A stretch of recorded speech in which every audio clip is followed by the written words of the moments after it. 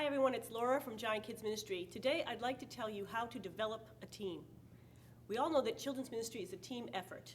Nobody should be working with the children alone in a classroom. 2 workers is the minimum for any size class. Now before you begin, the most important step is to pray. Aw, that's cute. I know this sounds obvious, but if you're not praying for the workers to God to send you, you might be tempted to just grab anybody that's around. But if you're doing that, you're going to gain workers, but you'll be losing them just as fast. And what you really want to do is look for that worker that comes along that really God has put it on their heart to be in children's ministry. And you can tell them honestly when you recruit them that God put them on your heart. That's an important step in recruiting workers. It's an honor to work in children's ministry, so never tell anybody that they're doing you a favor or God a favor to work in children's ministry. The sooner you develop a culture of privilege instead of desperation, the better chance you'll have of keeping just the right people on your anointed team. Now next, make sure that you do those background checks before you put the workers with the children. This is an important part. Any church, large or small, that doesn't have a security check in place is attractive to child abusers. Never make the mistake of thinking your church is too small for this step.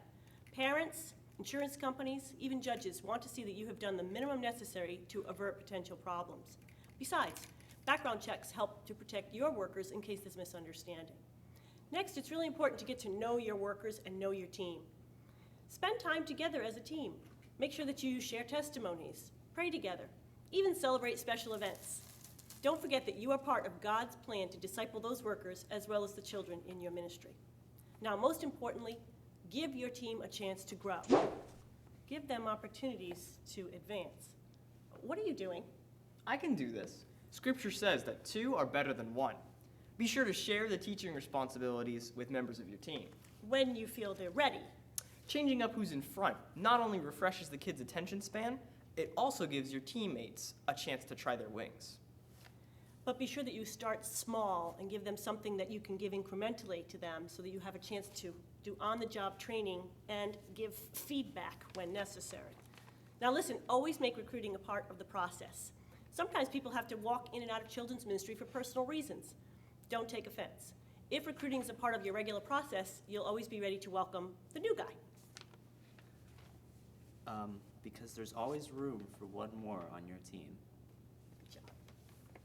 Lastly, be sure to give feedback. It's important that you let your workers know where they stand. Tell your workers regularly what they did right and what they can improve on. If feedback is a part of your culture from the very beginning, you'll be able to train all the time so that workers are ready to move up sooner and you can institute new policies more easily. That's right. That's exactly right. Go on. So, just remember to pray, recruit, know your team, and grow your team. You're doing pretty well. How would you like to teach tomorrow? What?